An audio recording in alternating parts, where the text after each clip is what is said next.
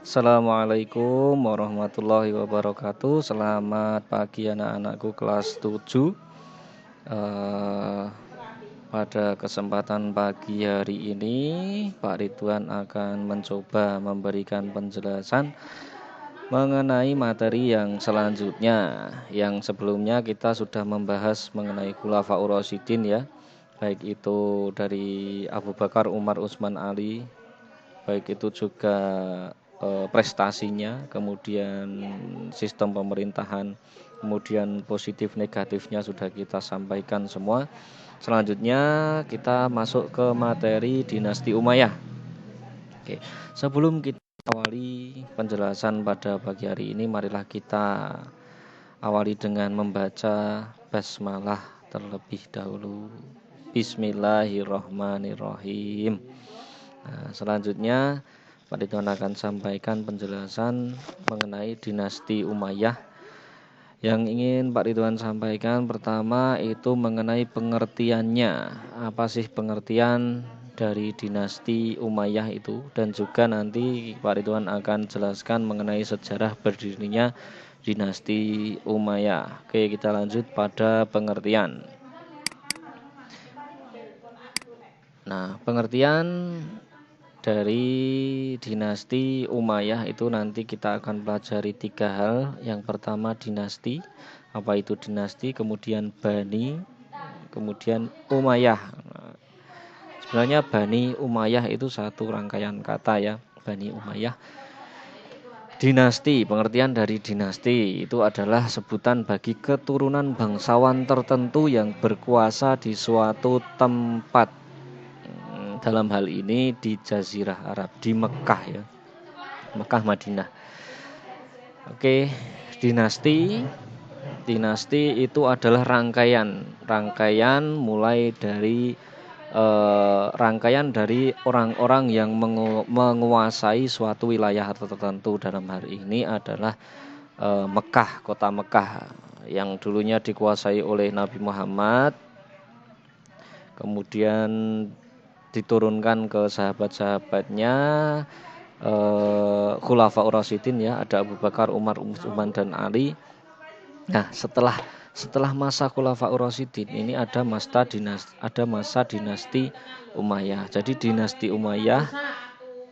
Umayyah itu satu garis keturunan tertentu yang menguasai kota Mekah pada saat itu. Nah, karena pada saat itu sistem pemerintahannya itu menggunakan sistem monarki atau kerajaan atau turun temurun. Nah, dari simbah ke bapak, ke cucu, kemudian ke cicitnya, ke sampai terus nyambung terus. Itu satu keturunan. Nah, itu namanya dinasti. Sistem dinasti.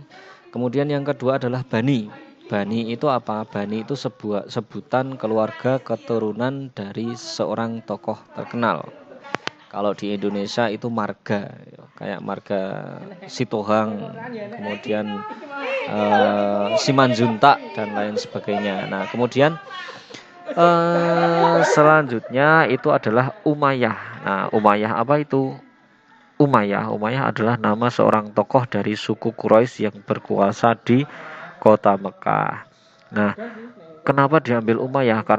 Karena Umayyah inilah yang pokoknya simbahnya itu Umayyah. Keturunan dari Umayyah. Umayyah di sana adalah Umayyah bin Syam bin Abdi Umayyah bin Abdi Syam bin Abdi Manaf. Nah, ini yang menjadi raja-raja yang menguasai kota Mekah pada saat itu nanti adalah keturunannya Umayyah bin Abdi Syam bin Abdi Manaf. Nah, selanjutnya kita akan mempelajari yaitu peristiwa-peristiwa yang melatar belakangi terbentuknya kekuasaan dinasti Umayyah. Nah, peristiwa-peristiwa apa saja yang melatar belakangi terbentuknya dinasti Umayyah? Yang pertama adalah perang Siffin. Perang Siffin itu adalah perang saudara yang terjadi akibat perselisihan antara Ali bin Abi Thalib atau sahabat Nabi dan Muawiyah bin Abu Sufyan. Nah, itu ada perselisihan. Jadi Ali bin Abi Thalib dan juga pengikutnya itu berselisih paham dengan Muawiyah bin Abu Sufyan. Muawiyah bin Abu Sufyan itu nanti ini adalah keturunan dari Umayyah bin Abdi Syam bin Abdi Manaf, yang dimana Muawiyah bin Abu Sufyan ini juga satu keturunan dengan Utsman bin Affan. Kemudian yang kedua adalah tahkim. Tahkim adalah perjanjian damai antara pihak Muawiyah bin Abu Sufyan dengan Ali bin Abi Thalib yang menguntungkan pihak Muawiyah. Nah, perjanjian ini perjanjian yang dibuat sangat menguntungkan pihak Muawiyah, yang pada akhirnya nanti mengakibatkan kerajaan Islam pada saat itu nanti dikuasai oleh Muawiyah bin Abu Sufyan. Nah, nanti yang menjadi raja selanjutnya adalah Muawiyah bin Abu Sufyan, khalifah selanjutnya. Kita lanjut. Nah, peristiwa-peristiwa yang lain itu adalah meninggalnya Ali bin Abi Thalib karena dibunuh oleh Ibnu Muljam. Nah, Ali bin Abi Thalib itu dibunuh oleh Ibnu Muljam ya, meninggalnya ya. Nah, kemudian selanjutnya adalah pengangkatan Hasan bin Ali sebagai khalifah dalam jangka pendek. Nah, Khalifah Hasan bin Ali ini diangkat oleh Ali bin Abi Thalib sebagai khalifah selanjutnya, tapi dalam waktu yang sangat pendek, karena pada saat itu banyak sekali terjadi kudeta yang dilakukan oleh keturunan Umayyah. Salah satunya adalah Muawiyah bin Abu Sufyan. Nah, yang mengakibatkan gagalnya pemerintahan Hasan bin Ali. Ya, setelah itu nanti Hasan bin Ali mengundurkan diri, menyerahkan kepemimpinan atau kekhalifahan kepada Muawiyah bin Abu Sufyan. Nah, ini peristiwa selanjutnya itu adalah penyerahan kekuasaan dari Hasan bin Ali kepada Muawiyah bin Abu Sufyan, atau terkenal dengan sebutan peristiwa Amul Jamaah yang terjadi pada 661 Masehi. Nah, peristiwa-peristiwa tersebut menandai berdirinya pemerintahan Muawiyah bin Abu Sufyan. Nah, itu menjadi Muawiyah bin Abu Sufyan nanti akan menjadi khalifah selanjutnya, dari sekaligus menjadi raja pertama pada masa dinasti Umayyah. Berikut materi yang bisa Pak Ridwan sampaikan pada kesempatan hari ini. Untuk selanjutnya, pertemuan selanjutnya nanti kita akan membahas mengenai khalifah penguasa dinasti Umayyah. Oh ya, sedikit tambahan bahwasanya pemerintahan negara Islam pada masa dinasti Umayyah itu banyak sekali hal-hal yang ditetapkan. Yang pertama itu adalah ibu kota pemerintahan dipindahkan dari Madinah ke kota Damaskus atau Suriah. Nah, jadi ibu kota negara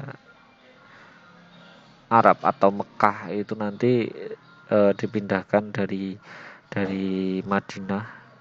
Pusat pemerintahannya itu yang dulunya di Madinah itu dipindahkan ke kota Damaskus atau Suriah. Kemudian yang kedua adalah dinasti Umayyah itu berkuasa selama 90 tahun.